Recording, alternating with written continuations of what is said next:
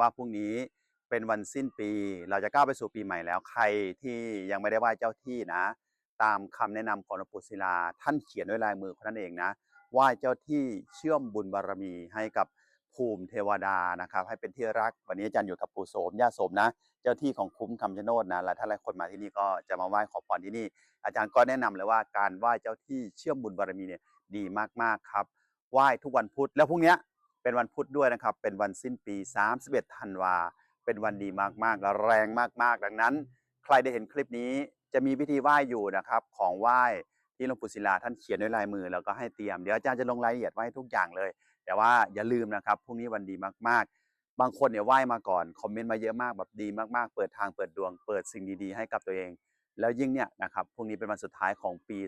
2568แล้วอย่าพลาดไม่ได้ครับไหว้เทวดาเจ้าที่ไหว้พระภูมิเจ้าที่ไหว้ตรงศาลตายายก็ได้ไหว้ตรงศาลพระภูมิก็ได้หรือนอกบ้านในบ้านก็ได้หันหน้าทิศทางไหนทิศทางใดก็ได้ขอให้เราตั้งจิตตั้งใจอธิษฐานให้ดีตามคำแนะนำของหลวงปู่นะครับดีแน่นอนปังแน่นอนครับอย่าลืมนะครับพรุ่งนี้ครับไหว้นะ